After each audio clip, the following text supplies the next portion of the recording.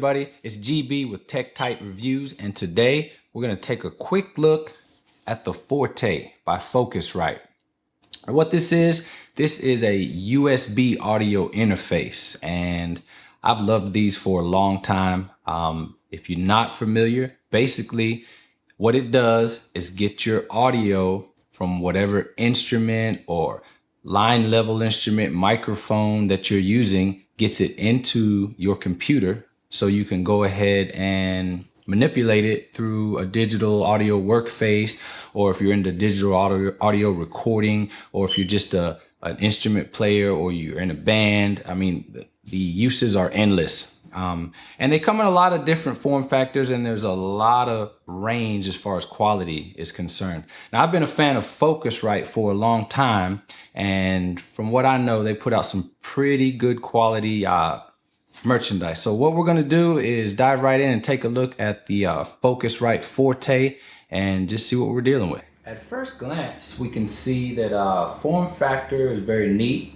It's tidied up, everything's chamfered edges, rounded edges. I mean, really good. Looks like something Apple might have put together. And we can see that Focusrite definitely had the goal in mind to appeal to Mac users in that aluminum build quality. But the good thing about this is that it works with both Mac and PC plug and play. It is a USB 2.0 device, but you'll have no problem using it with whichever system you prefer. So your preference is your preference. So that's always a good thing. Some of the other competitors out there are not set up that way. So that's one thing to keep in mind when you're looking at this Forte. I have to plug this in here in a minute, but basically you're gonna see that this has an OLED display. It's just a small one here.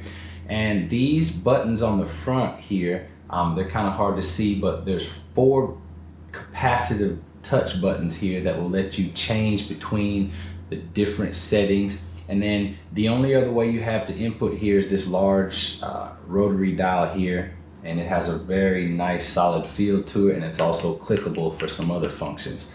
On the back you just have some rubber mats so it doesn't slide and it sits firm without scratching whatever surface you have it on. Other than that, you do have a 1/4 inch headphone jack right here at the front. On the back side, there are some inputs and outputs, but basically all of this is done via a breakout cable, and I'll show you that in a minute. And that's how you plug all your devices or your guitars, instruments, microphones, and whatnot into the device. Now, this device is said to have some of the greatest preamps that you can find in this price range. I paid right at $4.99 for this. I got it on Sweetwater, and I looked around, and it's pretty much the same price in most places you see. You can find it a little bit cheaper on eBay, and of course you can find it used and save some money there.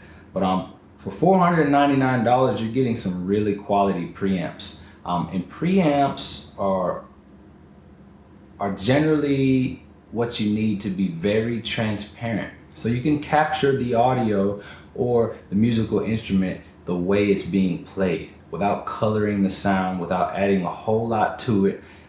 You capture it the way it is, and then you have the ability to add later in post.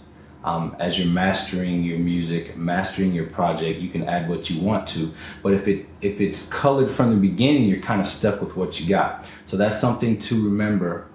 Keep that in mind.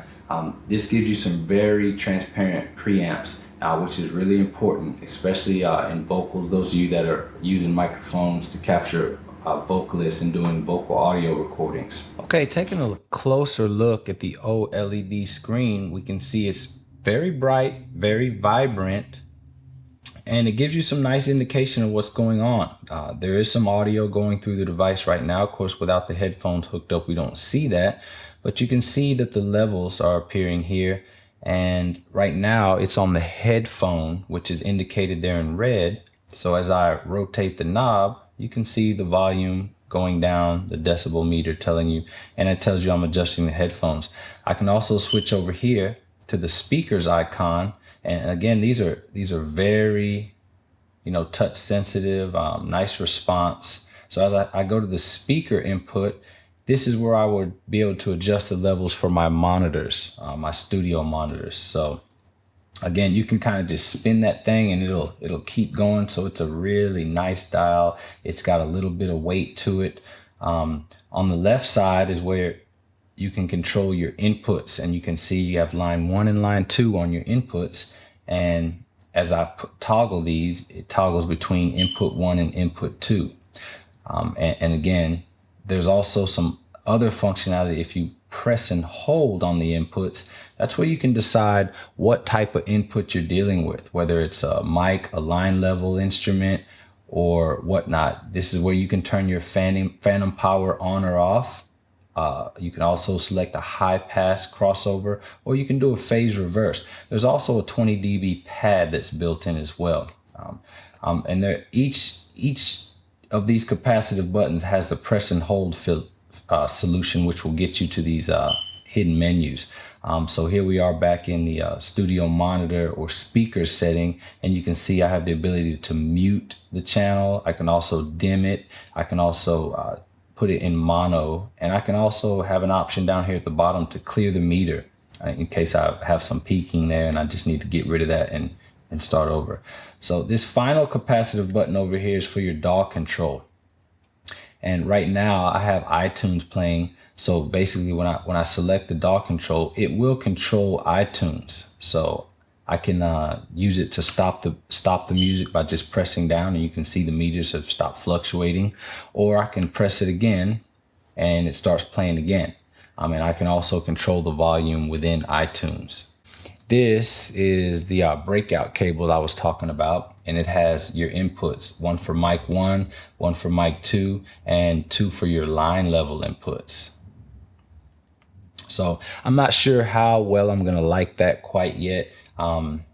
It's not as tidy as having it all built into the box. I kind of like that. Now having this kind of squid looking design, I don't know, it's a little bit messier, but of course you can tuck it away behind the desk and it may not be a problem at all. Well, I hope you guys enjoyed this first look at the Focusrite Forte.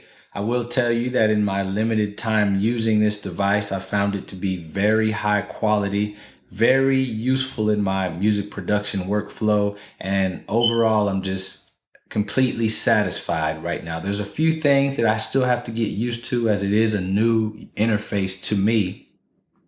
But I can tell you the outlook is very good. And I think that if you're in the market for a new audio interface, I think that you may want to take a look at this one. But anyway, if you guys enjoyed the content, if you liked the video, please hit the like button down below, and please subscribe to the channel. I look forward to you guys tagging along with me as I put out some more reviews. Anyway, this is GB with Tech Type Reviews. See you next time.